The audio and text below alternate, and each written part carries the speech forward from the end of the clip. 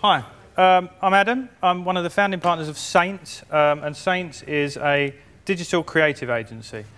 We're part of an above-the-line agency called Rainey Kelly, part of the Y&R Group, so we do TV ads for things like Bacardi, we do TV idents for the BBC, such as the Winter Olympics, do all the M&S ads, a lot of above-the-line stuff, but Saint does all the digital stuff. A couple of slides about what we believe in. And I'll just read this because I think it's a really good quote. So this is from Wired. There's an increasing frustration with brands that pollute the landscape and mental space with crap, and unremarkable products, bland ads, shoddy service, and poor ethics. Fortunately, we don't have to put up with this anymore. So, as I'm sure a lot of you here are quite tech savvy, you've probably got your TV plugged into your computer or you've got a Sky Plus box. You can avoid a lot of adverts nowadays, and apparently 97% of Sky Plus ads are avoided nowadays. So the old school sort of marketing rules are changing. So this is the old school model, brand on a pedestal, bombarding people with advertising. And we believe that, although it still has a role to play, the days of this model are numbered. Nowadays we believe that brands need to behave like real people. They need to act like one of your peers. And if you relate to a brand and if it communicates with you on a one-to-one level, you're more likely to become a brand advocate yourself. So we say that from now on, it's big to be small. And we call this brand intimacy. How we get to work that is intimate is we've come up with these 4 C's of brand engagement. Culture, that's about understanding the DNA of your company, making sure that every touch point of your company is consistent. So it's no good saying one thing and then when someone picks up the phone to customer services, they experience something else.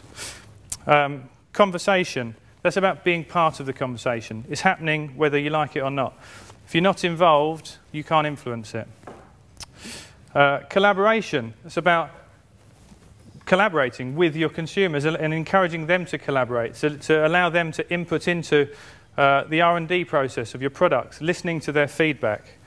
And compensation, this idea of having some sort of inherent value to everything you do, be that utility, be it entertainment. If there's some sort of social currency involved, then people are more likely to pass it around. So traditionally, the brand promise side of things would be done by big TV ads and big communications, and the fulfillment would be done by digital. But nowadays, digital can do the whole lot, and I think it's a really, really powerful tool in both saying and doing. So, future of social media. I don't profess to know the future, but seeing as that's the purpose of this talk, I will humbly suggest 10 things which I think we might see a bit more of in the future. I'm sure all of you know, this is Tim Berners-Lee, the inventor of the internet, and there he is with an internet in his hands. He said the following, and I just think it's an excellent quote. The web is more a social creation than a technical one. I designed it for social effect, to help people work together, and not as a technical toy. The ultimate goal of the web is to support and improve our web-like existence in the world. We clump into families, associations, and companies. We develop trust across the miles and distrust around the corner. I think that's really apt, because ultimately, socialness is a human trait. It's a fundamental part of humans. It's not a digital thing. And actually, what we're experiencing now with the internet is digital facilitating the human trait of socialness. So, without further ado, my 10 humble suggestions for what we might see more of in the future. I think this is really big. Social is a feature and not a destination. We're still at a time at the moment where people go to Facebook, they go to MySpace, Bebo. I think it's going to become much more ubiquitous than that. Social is going to become like air in between everything we do. Social networking will just be a presence on the web rather than somewhere you go to. And I think when that happens, then it unlocks a whole world of possibilities for all of us.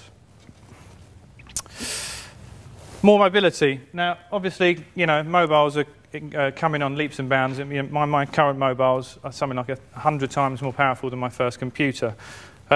So clearly, social networking is now happening on mobiles. With the advent of GPS, we can take it that step further. Now Buzz has launched. It's made the location-based aspect of social that much more tangible to all of us. And I think it's a really powerful thing because, you know, it's one thing having all these friends on Facebook, but it's another thing looking up on the phone and seeing that they're in the pub around the corner. You know, all of a sudden it becomes a lot more real.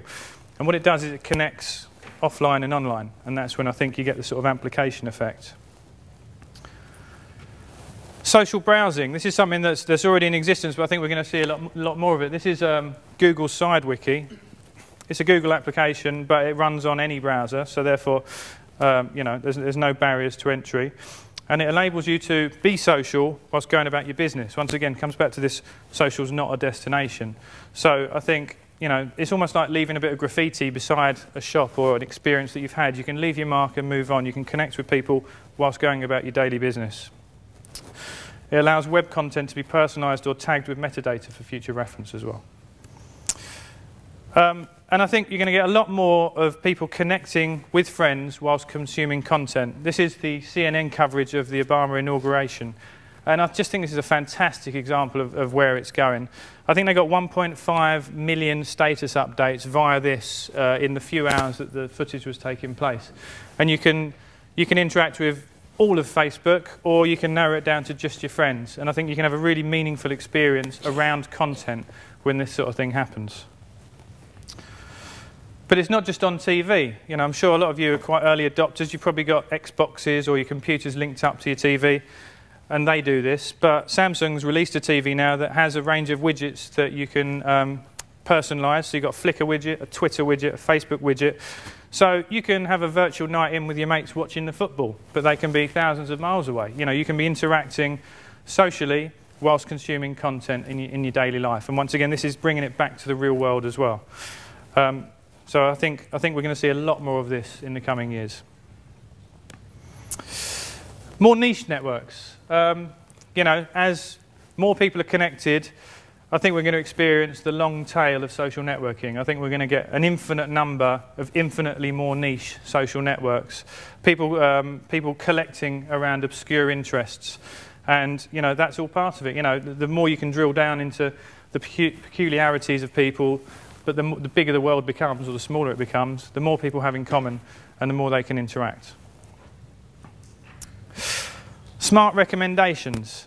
I think this is something we'll see quite soon. On Amazon, for example, rather than just seeing people who bought this book also bought this one, they might say, your friend Josh bought this book. Click here to see Josh's reviews. Click here to speak to Josh, you know, to email Josh, see whether he still likes that book.